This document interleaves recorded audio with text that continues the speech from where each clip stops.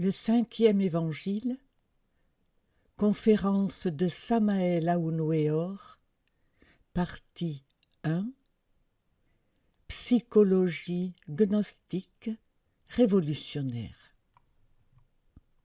L'ego et les effigies mentales. Eh bien, je me rends compte que les frères n'ont pas tous réussi à saisir, à capter pleinement cette chair en relation avec les agrégats psychiques et les représentations. Au nom de la vérité, nous devons dire que le monde du mental est le dépôt de toutes les formes mentales passées, présentes et futures.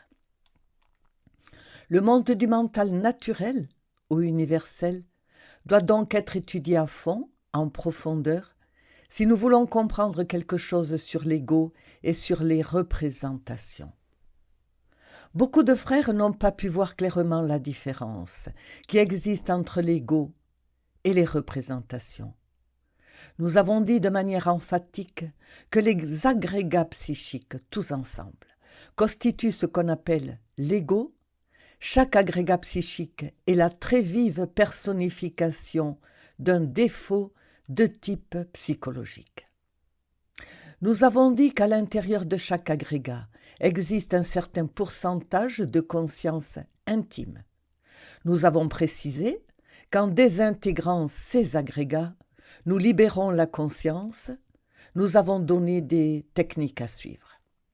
Mais dans notre chaire précédente, nous avons ajouté à cette question des agrégats quelque chose de distinct. Je me réfère de manière claire et précise à la question concernant les représentations. Quelle différence y aurait-il, par exemple, entre les agrégats et les représentations? C'est ce que nous allons étudier dans la conférence d'aujourd'hui. Sur le terrain purement pratique de la vie, une personne est une personne, un objet d'essence. Et la représentation mentale ou image mentale que nous avons de cette personne est autre chose. C'est semblable à la différence qui existe entre une personne et sa photographie. La personne est la personne et sa photo est sa photo. Sa photo est sa représentation, ce qui la représente. Il y a aussi des photos mentales. Et une chose est une personne en réalité, et autre chose une photo mentale que nous avons de cette personne. La photo devient la représentation de la personne. Les agrégats psychiques constituent l'ego, mais les représentations perçoivent les objets des sens dans le monde des sens. C'est ainsi également, il est vrai, qu'existent les représentations du mental. Dans les mondes ésotériques, les mondes internes, dans le monde du mental, de telles représentations sont appelées effigies par la fraternité blanche universelle, et il y en a des milliers. Je vais citer un cas concret de formation d'effigie ou de représentation. Il y a de très nombreuses années, j'avais encore la mauvaise habitude d'aller au cinéma. Il y a environ 20 ans de cela. Un jour, j'assistais à un film qui avait une saveur plutôt luxurieuse. Il y avait là un couple, etc. Je vis ce film et je l'oubliais. Je ne pensais plus à ce film. Mais dans le monde du mental, la chose fut différente. Je me trouvais dans cette région, en corps mental, dans un élégant salon. J'étais assis à une table.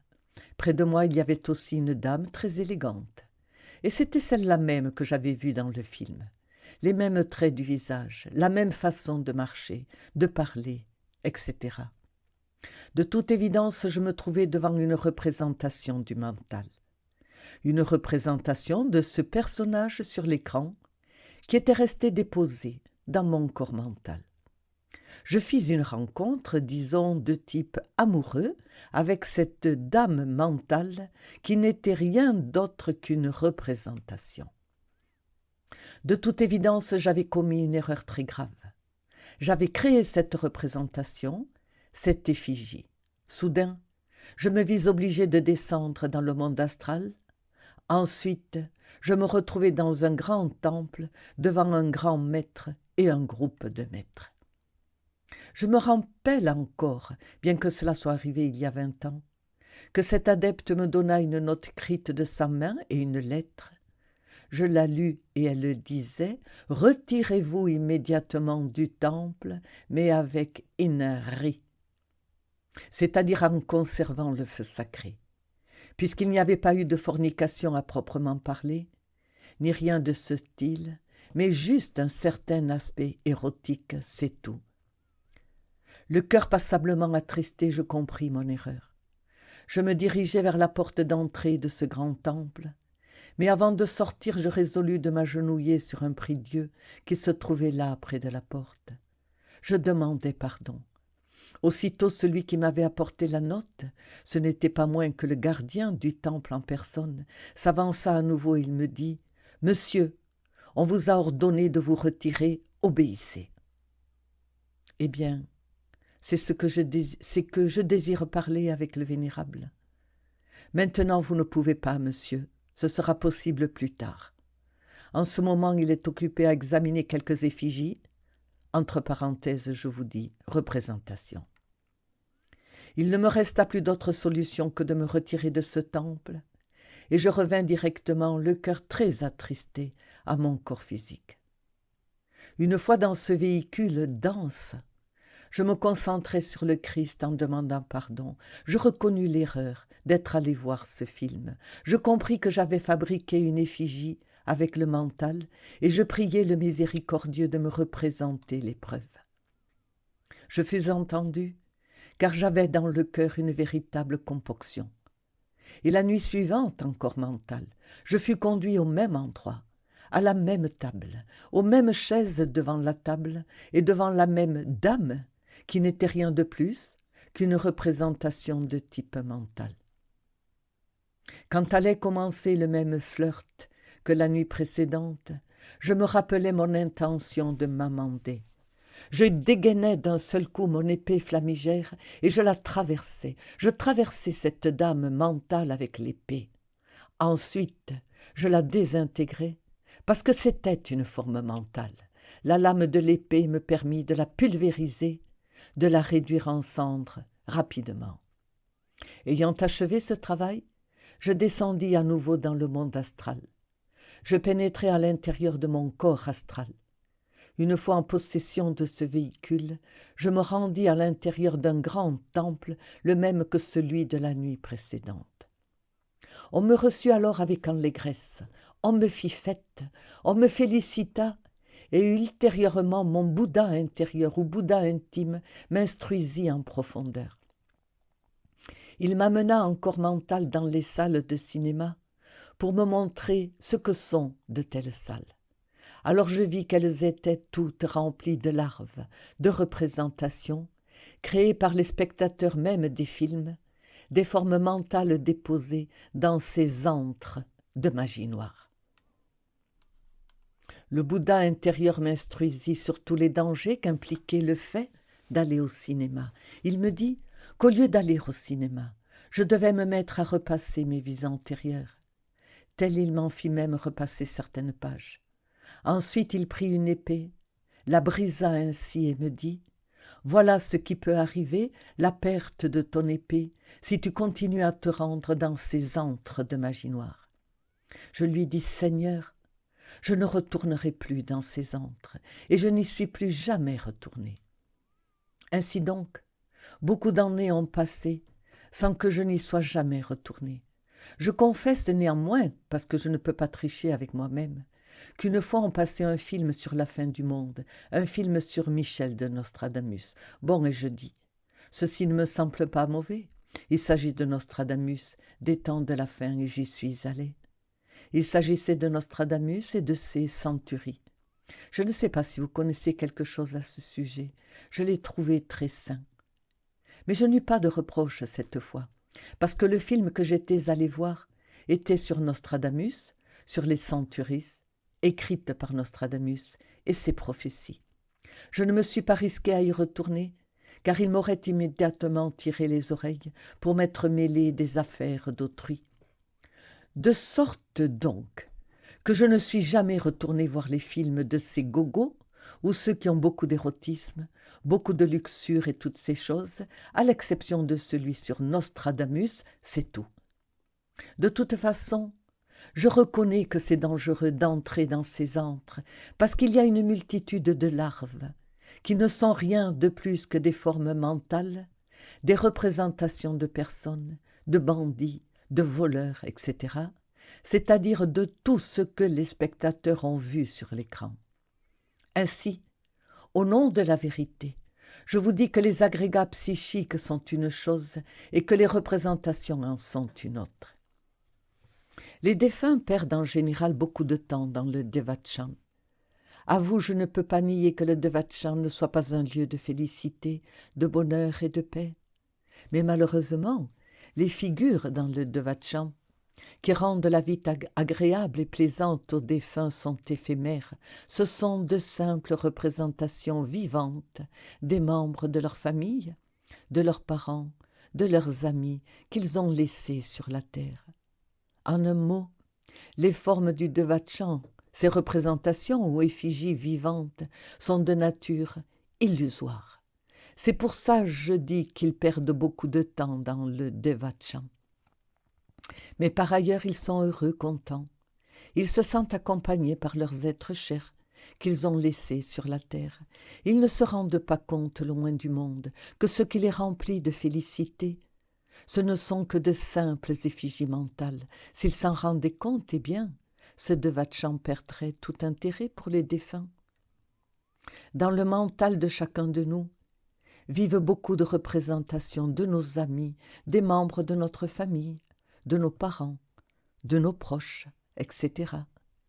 Il est clair que si quelqu'un nous dit quelque chose contre un ami ou contre un membre de notre famille et que nous changeons l'idée avantageuse que nous avions de ce dernier, cette figure s'altère. Cette effigie mentale, disons, est altérée, et en s'altérant, elle prend les caractéristiques nouvelles que nous lui avons données, de violence, de vol, de mauvaise foi, de colère, etc. Et celle-là nous attaque violemment, se convertissant en obstacle pour notre travail ésotérique. À cet instant, je me souviens de David Neal. On dirait un nom masculin, mais non. Il s'agit d'une dame anglaise qui était au Tibet. Elle se proposa de créer à volonté et pour de vrai une représentation vivante, une effigie mentale.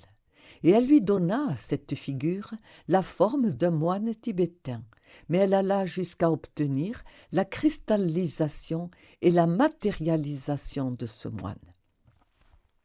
Il est évident que quand on frappait à sa porte, au lieu que ce soit elle qui aille ouvrir, c'était le moine qui y allait. On le voyait physiquement, car tel était le pouvoir avec lequel elle l'avait matérialisé. Après un certain temps, cette figure, cette représentation, créée intentionnellement par David Neal, prit des caractéristiques dangereuses. Elle n'obéissait plus. Elle n'en faisait qu'à sa tête. Elle commença à attaquer tout le monde, y compris à elle-même. Et bien sûr, la dame fut effrayée. Alors, dans un monastère, à eux tous, ils se consacrèrent à la désintégration de cette effigie. Elle était si fortement matérialisée que bien qu'ils fussent de véritables experts dans le monde du mental, il leur fallut bien 6 mois de travail continu pour pouvoir la désintégrer. Voilà une matérialisation, mais complète celle-ci, d'une effigie mentale. Je vous ai dit dans la conférence précédente que nous ne devons pas ouvrir notre mental aux représentations négatives parce que cela nous porte préjudice, que nous devons seulement ouvrir nos portes aux impressions positives. Si nous ouvrons nos portes aux impressions négatives, au commérage de quelqu'un qui vient à parler contre quelqu'un d'autre que nous avons ici, dans le mental, le résultat sera fatal. L'effigie, la représentation mentale que nous avons de cette personne contre laquelle on vient de parler peut être altérée précisément par les émotions négatives provenant aussi des impressions négatives. Une telle figure prend alors des caractéristiques ténébreuses. Elle se retourne contre nous et nous attaque violemment, c'est clair.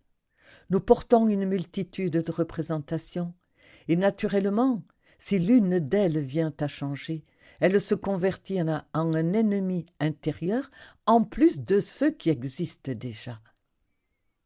Il convient, mes frères, que nous réfléchissions à cela, que nous apprenions à vivre intelligemment. C'est ainsi seulement que nous marcherons sur la voie qui doit nous conduire jusqu'à la libération finale. Il est nécessaire de prendre soin du mental. Madame Blavatsky a dit « Le mental qui est esclave des sens rend l'âme aussi invalide que le canot que le vent égare sur les eaux. » Il est nécessaire de contrôler les sens et le mental. Beaucoup d'oiseaux de type mental ou de pensée se mettent dans la cage de l'entendement et nous font du tort.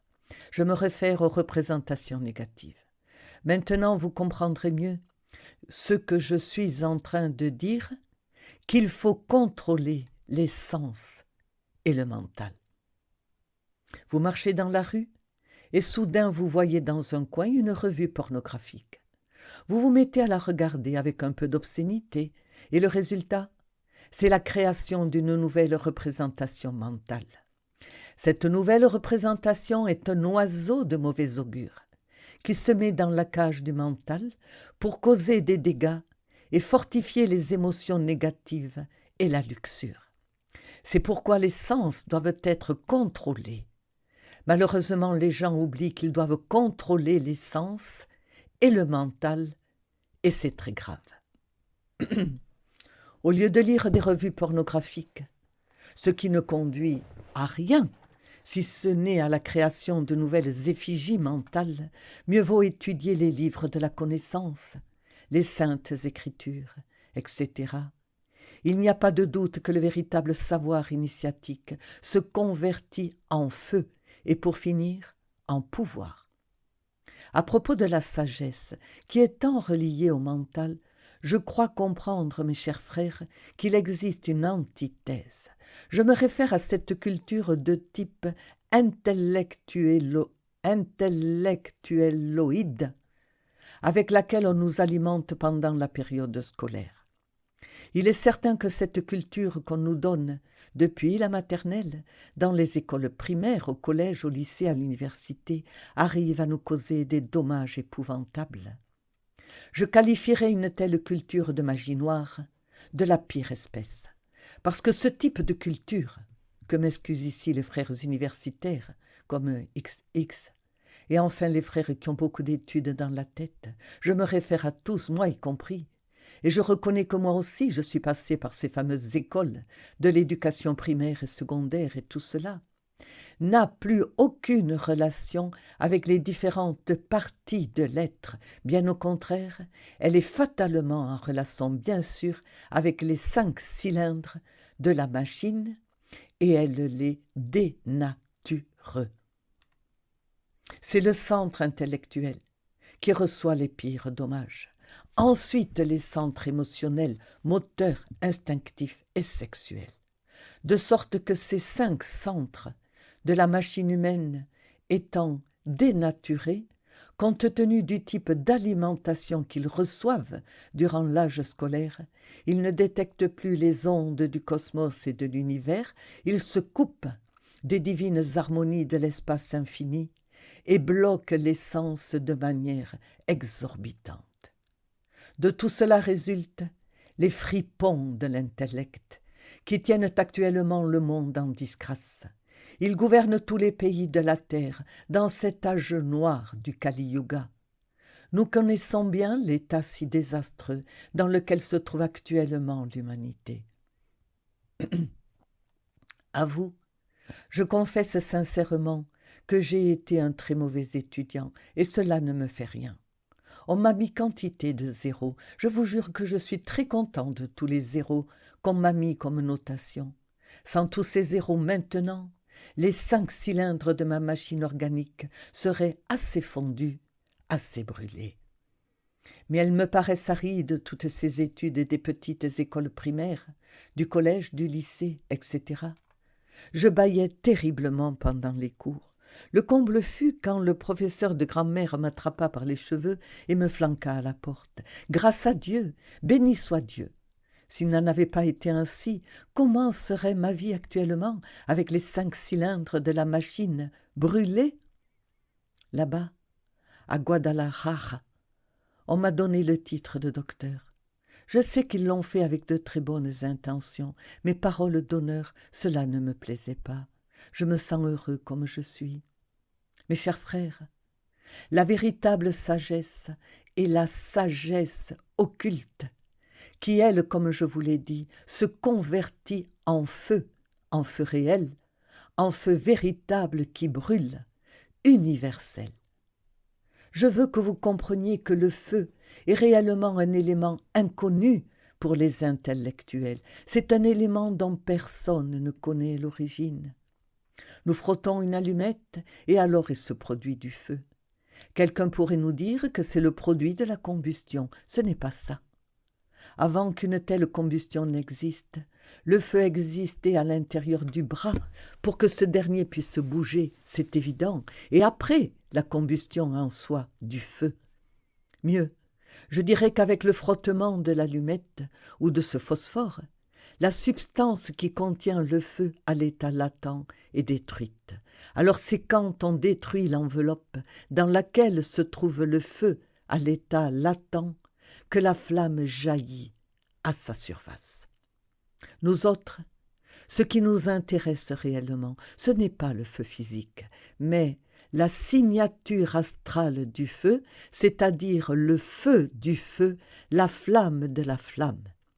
Un tel pouvoir igné ou christique, ou un tel pouvoir, disons, le logos même, le logos solaire, voilà ce qui nous intéresse. Nous savons que la véritable connaissance se convertit en feu solaire. Mais une chose est le feu ici, dans le monde physique, et une autre est le feu pendant l'immanifestation, ou dans le monde des causes naturelles, ou dans le chaos. Là-bas, nous nous trouvons directement avec les seigneurs de la flamme, qui sont un véritable feu. Là-bas, nous trouvons ce pouvoir qui se trouve latent dans le chaos, ce pouvoir créateur électrique qui induit toute vie dans l'univers. C'est ce que nous voyons dans les sphères supérieures de la création cosmique. Le feu latent est une merveille. À ces souffles ignés de la constellation du lion, créature vivante, impossible à décrire avec des mots, Keter, Chokma et Bina, chacun d'entre eux sont de vives représentations de la couronne séphirotique de la Kabbale hébraïque. Dans le cosmos, il y a 12 ordres d'adeptes, en relation avec les 12 signes zodiacaux. Cela ne fait aucun doute que l'ordre des lions du feu, ou lions de la vie, de la constellation du lion, est le plus exalté, c'est ce qui est écrit, et c'est comme ça. C'est pour cela, entre autres, que vous verrez qu'il est nécessaire d'étudier cette sagesse cosmique universelle, d'étudier la gnose, parce que seule cette connaissance, compte tenu qu'elle est en relation avec les différentes parties de l'être, peut se convertir en feu vivant et philosophal. On a beaucoup parlé des Bouddhas, et il n'y a pas de doute qu'il y a des Bouddhas de contemplation et des Bouddhas de la manifestation, mais ce sont des créatures qui ont dominé le mental, qui ont détruit l'ego, qui n'ont pas laissé entrer dans leur cœur les émotions négatives, qui n'ont pas eu le mauvais goût de créer des effigies mentales dans leur propre mental, ni dans le mental d'autrui. Rappelons-nous Tsongkhapa. C'est le Bouddha Gautama Sakyamuni lui-même, réincarné au Tibet. Une chose est le Bouddha manifesté, par exemple Gautama Sakyamuni, et autre chose et le Bouddha du Bouddha Amitabha, son véritable prototype divin. Amitabha est le Bouddha de contemplation, et Gautama est pour ainsi dire le Bouddha terrestre ou Bodhisattva. Nous ne pouvons pas nier qu'à travers Gautama se soit brillamment exprimé Amitabha. Nous ne pouvons pas nier non plus que plus tard, Amitabha ait envoyé Gautama, son Bodhisattva ou Bouddha terrestre, directement dans une nouvelle réincarnation. Il s'est alors exprimé comme Tsongkhapa. Ces Bouddhas de contemplation sont des maîtres du mental, des créatures qui se sont libérées du mental, des seigneurs du feu. Il est clair que tous ces Bouddhas adorent le grand Bouddha et qu'à lui, c'est-à-dire au Logos, ils rendent un culte. En voyant les choses sous cet angle, de ce point de vue, nous comprenons de plus en plus la nécessité de contrôler les sens, de soumettre le mental, de nous libérer du mental, d'apprendre à vivre sagement, si nous voulons vraiment parvenir à nous convertir en Bouddha de contemplation, c'est évident. Le temps passe, mes chers frères, et à mesure qu'il passe, nous devons sentir la nécessité de la libération finale. Dans le cas contraire, une telle libération ne sera pas possible. Au nom de la vérité, nous devons dire que tant que nous ne serons que des esclaves de l'ego et des représentations du mental, la libération finale continuera à être plus qu'impossible. Pourquoi les personnes désincarnées perdent-elles leur temps? Je répète, à cause des représentations. Celles-ci les accompagnent dans le Devachan. Et bien qu'elles jouissent d'une apparente félicité, il est clair qu'elles sont en train de perdre misérablement leur temps. L'humanité perd beaucoup de temps avec les représentations, l'humanité perd beaucoup de temps avec l'ego, tout ceci est vraiment plus amer que le fiel. Le moment est venu de comprendre que la lumière incréée est quelque chose de fondamental. L'aspiration à la lumière se convertit en lumière incréée. Cette lumière incréée surgit des ténèbres profondes du non-être. Nous devons tous souhaiter ardemment la lumière, la désirer et travailler dans le but de naître un jour réellement dans la lumière incréée. Actuellement, il y a beaucoup de bodhisattvas dans le monde. Il se trouve que dans les époques passées de notre planète Terre, durant les âges d'or, d'argent et de cuivre, beaucoup sont entrés dans les mystères. Ils sont devenus des adeptes, ou en d'autres termes, ils se sont convertis en Bouddha. Mais quand est arrivé l'âge du Kali Yuga, l'ego a pris une force terrible chez tous ces anciens initiés. Et il a pris de la force parce qu'ils n'ont pas su vivre. Ils ont succombé à toutes les tentations, sinon l'ego n'aurait pas ressurgi en eux. Aujourd'hui, il y a donc sur la face de la terre beaucoup de bodhisattvas tombés. S'ils avaient plus surveillé leur mental et désintégré l'ego, si leur but avait été de ne plus créer d'effigie, ils seraient debout, ils seraient sortis vainqueurs. Qu'est-ce qu'un bodhisattva? C'est simplement un germe, une graine, ou en d'autres termes, une semence, avec un organisme éthérique, microcosmique, qui peut développer en lui-même un être céleste. Bien sûr, si le bodhisattva travaille sur lui-même, mais s'il ne le fait pas, une telle semence ne se développe pas et l'opportunité est perdue. Des êtres glorieux, qui vécurent dans les civilisations de l'Égypte, de Babylonie, d'Inde, de Perse, etc., se trouvent aujourd'hui à l'état latent dans ces semences qui, chez certains individus, se trouvent stockées à l'intérieur même de leurs glandes endocrines sexuelles. Si une telle semence avec un organisme éthérique parvenait à se développer complètement, ces êtres se trouveraient à nouveau en pleine possession de leur corps et ce serait une bénédiction pour l'humanité. Mais malheureusement, le pire ennemi qu'ont tous ces frères tombés, tous ces adeptes détrônés, c'est le mental. C'est pourquoi j'ai tant insisté dans la précédente conférence et dans celle-là même sur la nécessité de ne pas ouvrir les portes de notre mental aux impressions négatives qui peuvent altérer certaines représentations qui feraient obstacle à notre avancement vers l'intérieur et vers le haut. C'est pour cette raison que j'ai insisté aussi énormément sur la nécessité de désintégrer le cher ego, parce que l'être et l'ego sont incompatibles, c'est évident. Eh bien, mes chers frères, pour aujourd'hui, notre chaire s'arrête ici.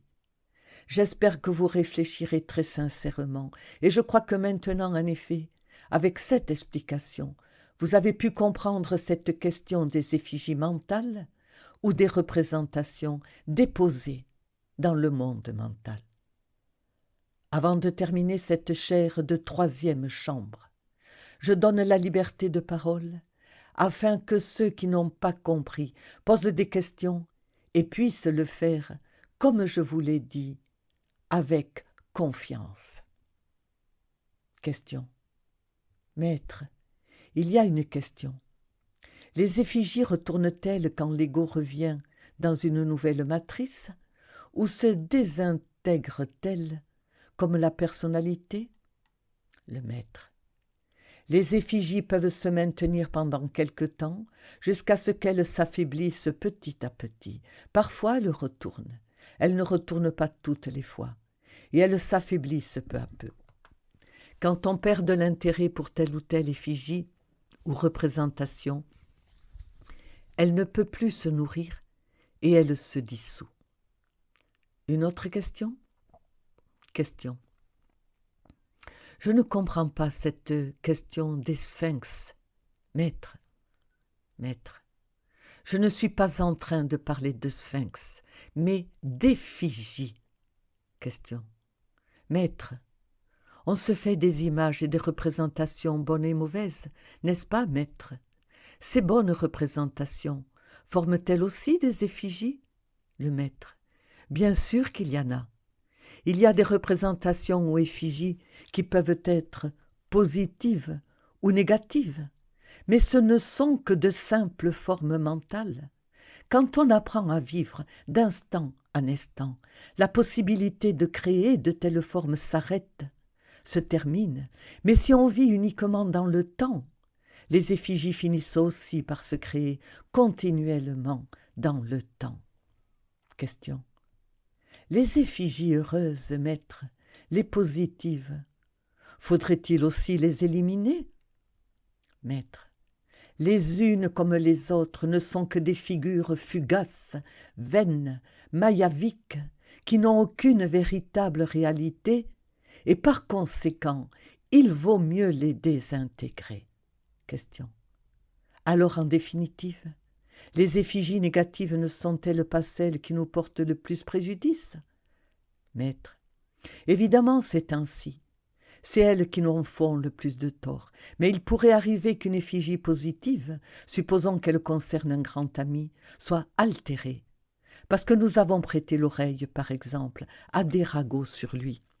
Alors, cette effigie, une fois altérée, nous attaque violemment parce qu'elle prend la nouvelle forme que nous lui avons donnée et bien sûr elle se convertit en un ennemi intérieur qui nous attaque et peut même nous faire du tort.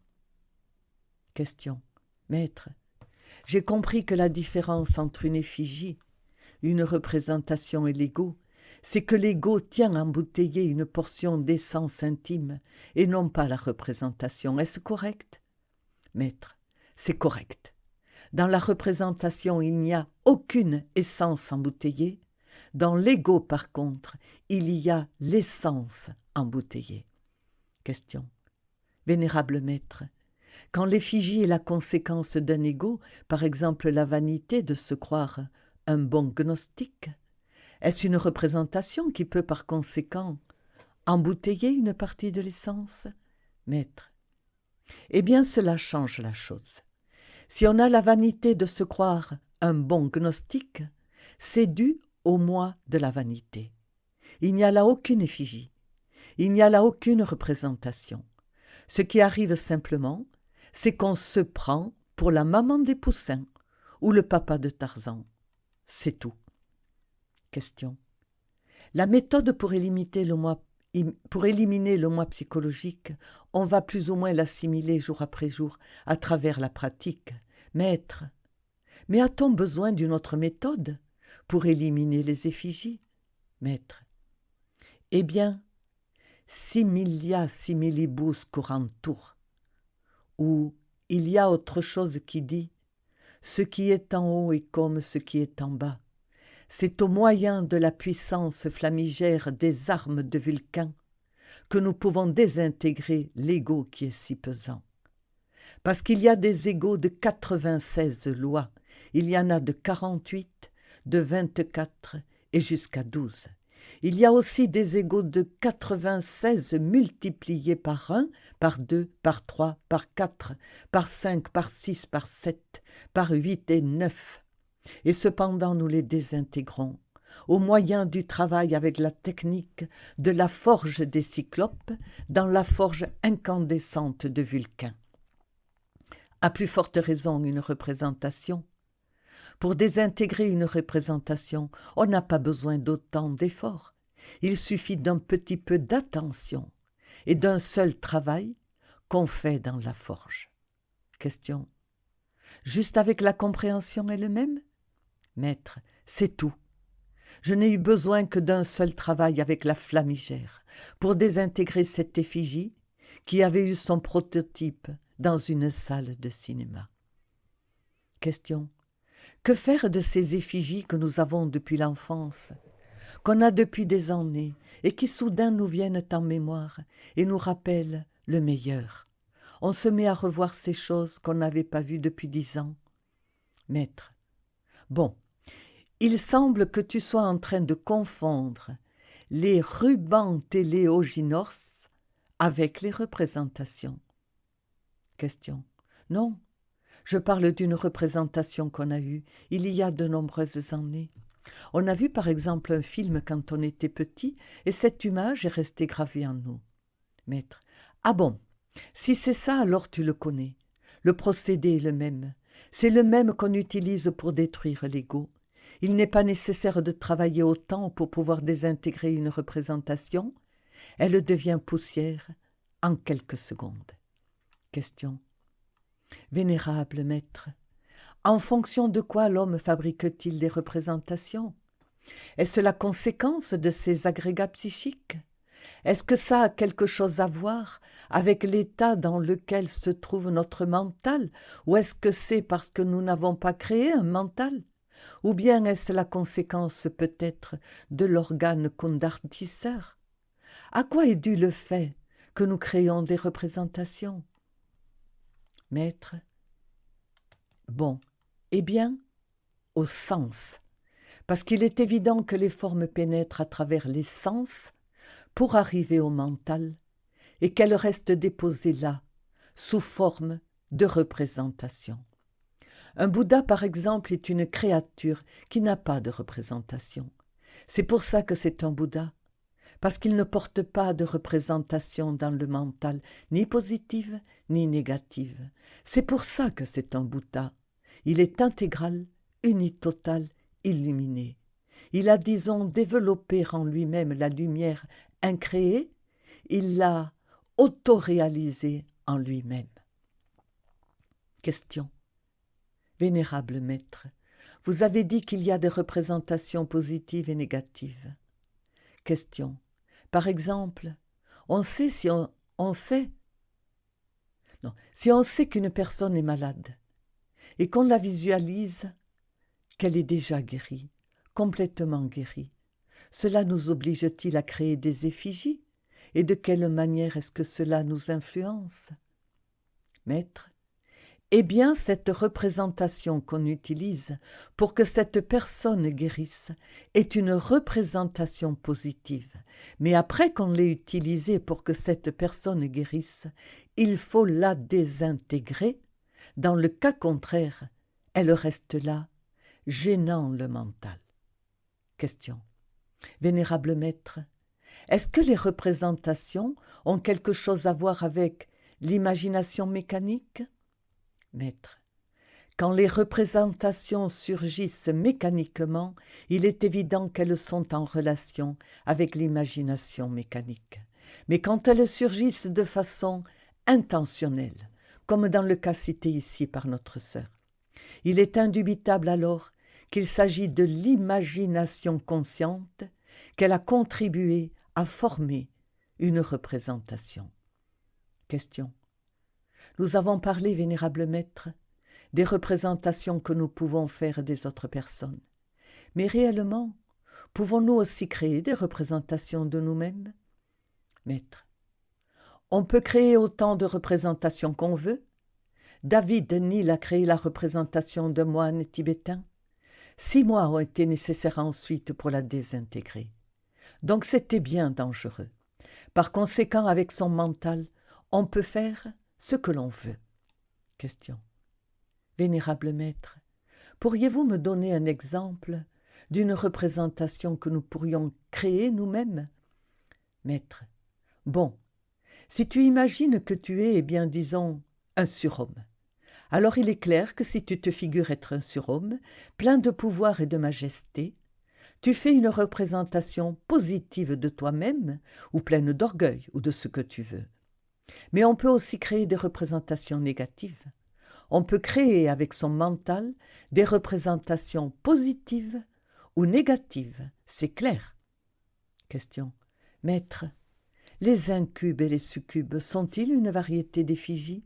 Maître. Eh bien, on dit que ces incubes et ces succubes sont une variété d'effigies. Ce sont des représentations, c'est clair. Mais moi, j'irai plus loin, en réfléchissant ici avec vous ce soir. J'ai étudié à fond les élémentaux de Franz Hartmann. Il assure que si une personne, par exemple, gaspille son sperme sacré au moyen de la masturbation d'images érotiques ou luxurieuses, alors elle crée, si c'est un homme, une représentation féminine, un succube femelle, mais si c'est une femme qui fait de même, alors elle crée un incube, qui est de nature masculine. On dit qu'ils sont transparents comme le cristal. Ils causent un grand dommage, parce qu'il s'ensuit qu'ils se nourrissent du corps vital de leur géniteur. On dit représentation, mais nous allons analyser ces choses à fond. Est-ce que ce sont des représentations ou non? Je pense simplement que ces incubes et ces succubes, en analysant bien la question et en sortant du texte de Franz Hartmann, sont des agrégats psychiques créés à volonté par le vice de leur géniteur, de sorte que nous pourrions les appeler agrégats incubes et agrégats succubes. Dans la psyché humaine, c'est tout, puisqu'ils dérobent une partie de la conscience de leur géniteur ou de leurs géniteurs, de sorte que ce ne sont pas de simples représentations. Voyons, ma sœur. Question. Vénérable maître, alors y a-t-il une façon spéciale, une technique spéciale pour détruire les incubes et les succubes? Maître. Eh bien, je viens de réfléchir maintenant et je vois qu'il faut les désintégrer de la même manière qu'on désintègre n'importe quel autre agrégat. Question. Ce sont des agrégats? Maître. Créés par ceux qui ont un tel vice? Question. Alors un nettoyage nous aiderait-il pour cela? Maître. Là, les nettoyages ne servent à rien. La seule chose qui soit valable est la lance et un travail ferme avec la divine mère Kundalini dans la forge des cyclopes. Là, les nettoyages ne servent à rien. Les agrégats psychiques ne s'éliminent pas avec des nettoyages. Une autre question? voyons ma sœur. Question. Vénérable maître, j'avais compris que les incubes et les succubes se désintégraient avec un peu de fleur de soufre sous la plante des pieds. Maître, eh bien jusqu'ici moi aussi je le croyais. Et maintenant je regrette d'avoir cru cela. Maintenant je suis en train de me rendre compte que ce sont des agrégats psychiques inhumains qu'il faut réduire en poussière, comme n'importe quel autre agrégat, comme celui de l'égoïsme, comme la haine, comme la violence, etc. C'est la crue réalité des faits, et que M. Franz Hartmann me pardonne donc pour l'avoir contredit sur son texte « Les élémentaux ». Nous avons changé d'avis sur cela. L'expérience nous indique ce qui est correct. Question. Vénérable maître, dans votre livre « Les trois montagnes », vous nous avez dit que tant que l'individu ou que l'homme a le mental, bien qu'il en ait fini avec l'ego de la psychologie, il peut de nouveau tomber. C'est quelque chose que nous n'avons pas compris. C'est pourquoi nous posons la question. Maître, eh bien que ça ne te surprenne pas.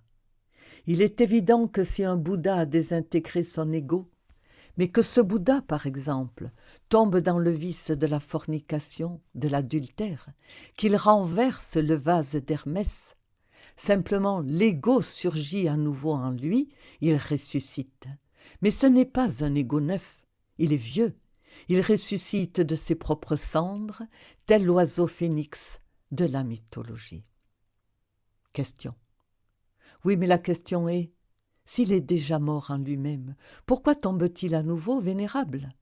Si le Bouddha est déjà mort en lui-même, pourquoi tombe-t-il de nouveau dans la fornication?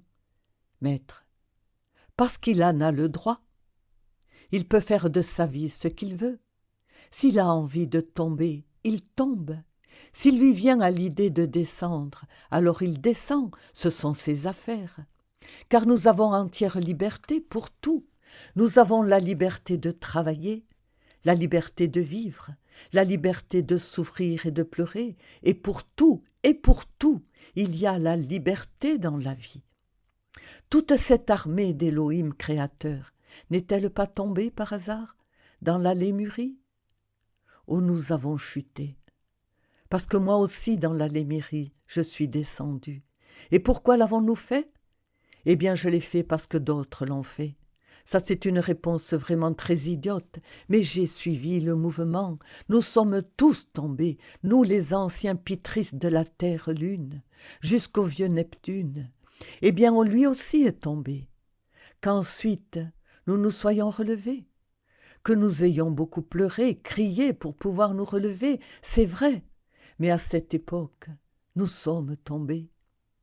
Il me vient en mémoire en ce moment quelque chose de très intéressant. Un jour que j'étais au bord de la mer, j'ai eu l'idée de faire des investigations sur le sexe dans la Lémurie. Je demandai à mon père, qui est en secret, de me donner la permission de faire des recherches dans la Lémurie, et il m'accorda la permission. Je pénétrai dans ce qui s'appelle les archives akashiques de la nature. Là, dans ces archives akashiques, il ne me fut pas difficile d'invoquer, par exemple, un groupe d'amis que j'avais connus dans la Lémurie. Que viennent ici, dis-je, cette famille de Lémuriens. Cette famille se présenta, un groupe de géants. Leur corps était si grand qu'ils n'auraient pas pu tenir dans ce salon. Leur tête aurait dépassé du plafond et même plus. Ils étaient habillés dans le style lémurien, vêtus de tuniques de cette époque, de leurs capes et de leurs curieux chapeaux métalliques, etc. Sur mon ordre, ces géants s'assirent. Je demandai à l'un d'eux ou à tous, « Quel est le chef ici parmi vous ?» L'un d'eux, le chef de famille, dit, « C'est moi. » Très bien. Vous allez me raconter comment on se reproduisait dans la Lémurie à votre époque. Renversait-on ou ne renversait-on pas le vase d'Hermès Trismégiste? Il répondit, oui, nous le renversions. Mais c'est un délit, messieurs, c'est un tabou ou un péché. Nous le faisions avec beaucoup de respect, et nous avions des relations sexuelles uniquement quand nous voulions engendrer un enfant, et pas plus, et avec une profonde vénération. Mais vous agissiez mal, parce que vous renversiez le vase d'Hermès. Vous faites partie de la 7e sourace des Lémuriens, et par conséquent, vous étiez déjà tombé, vous vous étiez souillé, mais vos ancêtres, ceux de la 3e sourace Lémur, se reproduisaient par le pouvoir de Kriya Shakti, et je vais vous le démontrer. Je fis une autre longue invocation. J'invoquai alors notre ami de la 3e sourace Lémur, et arriva un vénérable ancien lémur d'environ 4 mètres de haut, un vrai géant, mais c'est ainsi. Il portait sur la tête non seulement une traîne, mais également une multitude de chapeaux de différentes nationalités. Je lui dis « Pourquoi portez-vous ces chapeaux sur la tête ? Ce sont des formes mentales. Vous êtes endormi, on voit que vous êtes tombé. Dissolvez ces formes mentales. Cela ne vous fait pas de la peine de porter ça ?» Il s'est concentré quelques instants et les a dissoutes instantanément en un millième de seconde. J'observais ses yeux. Il était dans un état un peu comateux, ce qui indique qu'actuellement il a un corps quelque part sur la planète Terre. Mais de nos jours, il a chuté. À cette époque, il n'avait pas chuté. Je lui dis « Eh bien, comment se reproduisaient les gens à votre époque, pendant la 3e sourace de la Lémurie, quand les gens n'étaient pas encore sortis de l'Éden? De quelle manière se reproduisaient-ils » Il répondit « Nous ne renversions jamais le vase d'Hermès. La reproduction se faisait par Kriya Shakti, et nous effectuions la copulation exclusivement à l'intérieur des temples. Êtes-vous disposé à donner témoignage de cela ? Oui, j'y suis disposé. Vous voyez bien, mes amis, leur dis-je, les 2 actes sexuels, celui avec la chute et celui sans la chute. Nous comprenons. Nous sortîmes de ce salon. Nous vîmes un grand édifice à 5 étages représentant les 5 races qui ont existé dans le monde, c'est-à-dire la race polaire, la race hyperboréenne, la race lémurienne, la race atlante et la race aryenne. En observant la 5e race, je vis que c'était la plus dégénérée de toutes. Ceux qui ont chuté dans la Lémurie, autrement dit les Dhyanis tombés, ou Elohim tombés, ou Bodhisattva tombés, anges tombés de la 7e sourace, étaient alors dégénérés. Cependant, leur dégénérescence n'est pas allée plus loin que le fait, rien de plus, d'avoir seulement consenti à avoir des relations sexuelles ou d'avoir commis l'erreur de verser le sperme sacré. Mais cela, ils le faisaient exclusivement quand ils voulaient engendrer un enfant et on les considérait alors comme dégénérés. Pour un tel motif, ils étaient alors dégénérés. Les Atlantes, dans la 7e sourace, furent. Il existe 2 formes de reproduction. L'une est bestiale ou animale, en renversant le vase d'Hermès, et l'autre forme de reproduction qui est supérieure est celle dans laquelle le vase d'Hermès n'est pas renversé. Alors naissent des enfants sélectionnés, des créatures ayant la possibilité d'avoir un très bon développement spirituel. Il est donc évident que les possibilités de tomber existent toujours pendant la manifestation cosmique.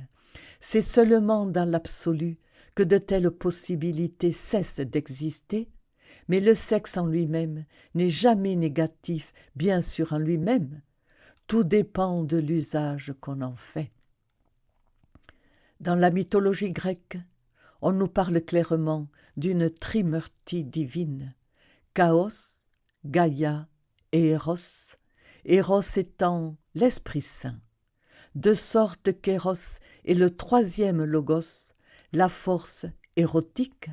Par conséquent, en lui-même, il n'est pas négatif, mais au contraire, Il est nécessaire pour l'autodéveloppement intérieur profond.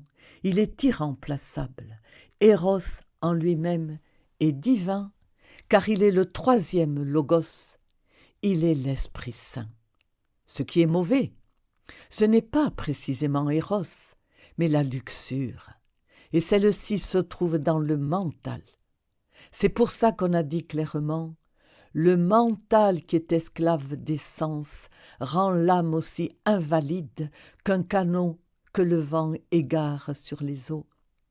Les pensées morbides engendrent de nouveaux agrégats psychiques. Les effigies morbides nous amènent indubitablement, maintes et maintes fois, à la satisfaction de la concupiscence. Et c'est tout.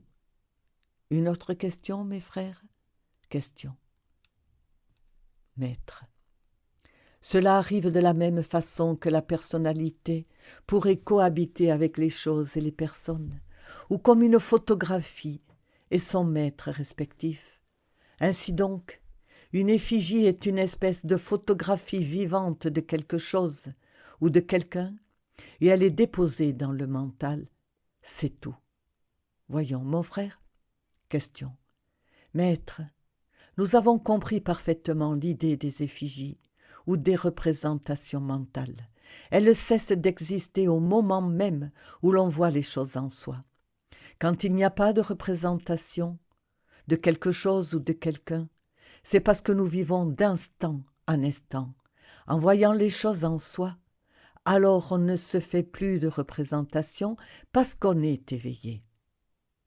Maître, voilà donc l'importance d'apprendre à vivre selon la philosophie de la momentanéité, toujours de moment en moment, d'instant en instant. Ainsi, nous ne créons pas d'effigie, c'est ce qu'il y a de mieux. Question. Mais alors le travail, c'est ça la question, maître. On doit être éveillé d'instant en instant pour que ne se crée pas d'image ni de représentation des choses. À nous cela nous est quasiment impossible de vivre d'instant en instant, que ce soit à cause des agrégats même, que ce soit à cause des images même que nous avons construites. Indubitablement, le travail est beaucoup plus ardu maintenant que nous savons cela des images. Maintenant, il faut se mettre à éliminer l'ego et à éliminer les effigies. C'est quasiment impossible, maître. Maître, mais non, ce n'est pas impossible. Si on apprend à vivre selon la philosophie de la momentanéité, toujours de moment en moment, ne croyez pas cela, ne le croyez pas, ce n'est pas impossible. Il suffit d'un peu d'entraînement, et c'est tout. Question. Vénérable maître, une question. L'essence hors du corps, des attachements, des désirs, verrait ce monde sous une forme très différente. Elle le verrait tel qu'il est. Mais l'essence à l'intérieur de ce corps physique ne verrait-elle pas les choses à travers les représentations de façon plus compliquée, sous une forme plus conditionnée? Maître, non. Elle les verrait dans leur crue réalité. Parce que si par exemple au moyen du samadhi, on réussit à vivre dans le monde d'Atman, dans cette région de lumière, dans laquelle s'exprime Atman avec tout son pouvoir, on découvre que là-bas tout est mathématique. On voit la nature telle qu'elle est, exactement comme elle est, et pas sous une autre forme. Parce qu'une chose est la photo d'une chose, et autre chose est la chose en soi. C'est une chose de voir un coin de nature tel qu'il est, et ça n'est une autre de voir la photographie de ce coin de nature. Dans ce cas, la photographie est la représentation de ce coin de nature. Question. Autrement dit, une personne qui est morte en elle-même, bien qu'elle ait ce véhicule physique, est-ce qu'à travers lui, qui est la fenêtre par laquelle apparaît le monde physique, elle va voir les choses telles qu'elles sont? Maître, telles qu'elles sont. Mais il faut faire la différence entre les choses et les choses en elles-mêmes. Cela, Emmanuel Kant Le philosophe de Königsberg l'a très bien affirmé dans la critique de la raison pure. Question. Vénérable maître, si nous ne transformons pas les impressions, nous formons de nouveaux agrégats psychiques, et en vivant selon la philosophie de la momentanéité, nous ne laissons pas entrer les représentations dans notre mental. Maître, quand on vit en accord avec la philosophie de la momentanéité, il est clair qu'on ne fabrique pas de représentations parce qu'on vit d'instant en instant, c'est évident. De sorte qu'il vaut mieux dissoudre les agrégats psychiques pour apprendre à vivre d'instant en instant. À mesure qu'on va éliminer les agrégats psychiques, on va apprendre à vivre de moment en moment. Prenez en compte que les agrégats psychiques appartiennent au temps, le moi est temps. C'est un livre qui a beaucoup de tomes, mais si nous désintégrons le moi, nous désintégrerons le temps. Et il est évident que nous apprendrons à vivre d'instant en instant. Ainsi donc, apprendre à vivre va se faire peu à peu, à mesure qu'on va éliminer les agrégats psychiques, c'est-à-dire à mesure qu'on va éliminer le temps, à mesure qu'on va éliminer l'ego. On nous a dit que Géropas est le pire tyran, et c'est vrai. Géropas c'est le temps, et le temps en nous c'est l'ego. Une fois l'ego dissous, Géropas est détruit. Alors le temps n'existe plus, nous apprenons ainsi à vivre, de seconde en seconde. Question. Maître, recommanderiez-vous une représentation pour éliminer l'ego? Maître, eh bien c'est à contresens du bon sens. Ce serait comme mettre en marche une automobile en actionnant les freins. Évidemment, l'automobile ne fonctionnerait pas.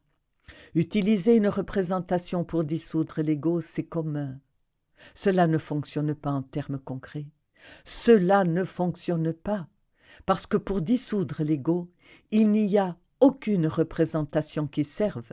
Pour dissoudre l'ego, ce qui sert uniquement, c'est le travail fécond dans la forge des cyclopes. Question. Maître, pour voir les choses en elles-mêmes, nous allons y parvenir à mesure que nous allons mourir, ainsi que nous l'avons entendu de votre part.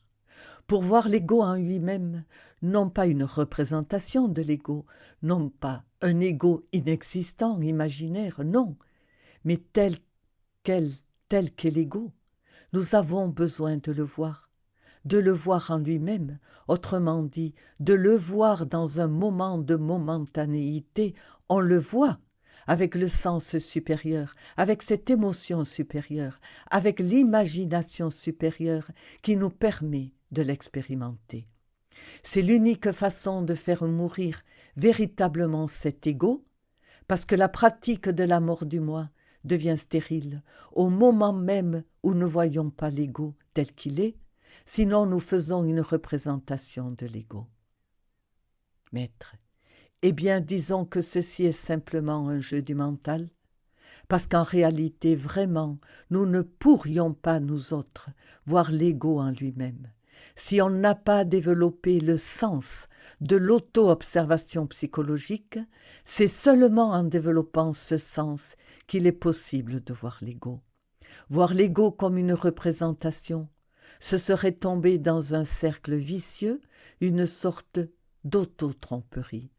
Ce qui nous intéresse, c'est de dissoudre ce que nous sommes en train de ressentir, ce qui est en train de penser en nous à un moment donné, ce qui à un moment offense l'autre, ce qui à un moment ressent de la luxure, ce qui dans nos chairs est en train de nous brûler dans un instant de lascivité, c'est cela qu'il nous faut désintégrer.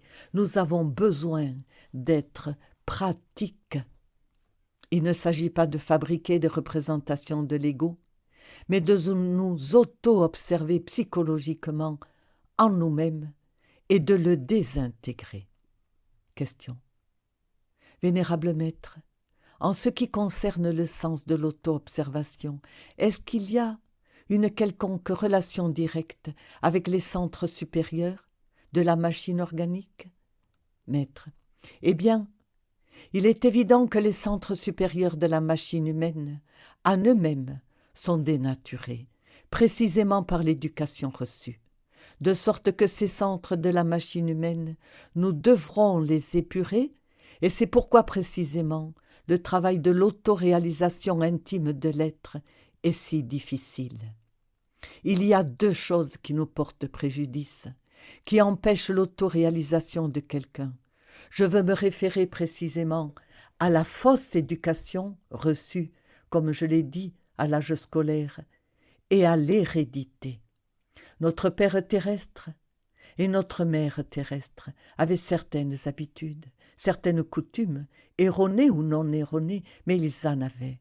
Eux à leur tour les avaient, parce que leurs gènes portaient cette hérédité. Ils en avaient hérité de nos grands-parents. Nos grands-parents avaient les mêmes coutumes, parce qu'ils en avaient hérité de nos bisaïeux, et ainsi de suite. À cause de l'hérédité que nous portons dans nos gènes, nous avons tendance à répéter certaines erreurs de nos ancêtres, et elles sont si ancrées en nous que nous ne nous rendons même pas compte, de sorte que cela et la très mauvaise éducation négative reçue à l'âge scolaire sont des obstacles à l'autoréalisation de l'être. Question. Vénérable Maître, nous autres qui voulons travailler pour mourir en nous-mêmes, nous voudrions savoir si les effigies mentales sont exclusivement mentales, s'il y a aussi des effigies de type émotionnel produites par une crise émotionnelle, s'il y a des effigies instinctives, s'il y a des effigies sexuelles, ou si elles sont exclusivement mentales. Maître, toutes les effigies sont mentales, puisqu'elles appartiennent finalement au monde du mental, le mental et le mental, et l'être et l'être. Même le monde astral n'est rien d'autre que du mental condensé, et le monde physique n'est rien d'autre que du mental condensé. De sorte que nous devons penser que les effigies sont mentales, c'est évident. Question. Maître, on doit non seulement observer les moments pendant lesquels se manifeste l'ego, mais aussi les manifestations négatives de la pensée. Quand nous écoutons quelqu'un, par exemple, vous, maître, et quand nous, à ce moment-là, passe une pensée négative, que doit-on faire à ce moment précis? Écouter le maître, ou comme on est en train de l'observer, comprendre la manifestation négative qu'on a? Que faire? Maître, eh bien, si on est en train d'écouter très attentivement, ces représentations négatives n'ont pas lieu de venir. Mais si on n'est pas très attentif quand on est en train d'écouter, d'autres choses surgissent alors dans le mental, des pensées négatives, des inquiétudes, des souvenirs. Si on est pleinement concentré de façon naturelle, spontanée, il n'est pas possible que surgisse ce type de pensée dont tu es en train de me parler. Question. Bien, mais si elles surgissent, ce qu'on ne sait pas, maître, eh bien si elles surgissent, c'est parce que tu n'es pas totalement attentif. Alors il faut que tu sois plus attentif. Une autre question? Question. Comment peut-on savoir si en travaillant avec l'imagination, on n'est pas en train de former des effigies ou des images positives? Comment faire pour savoir si on n'est pas en train de former des effigies mentales?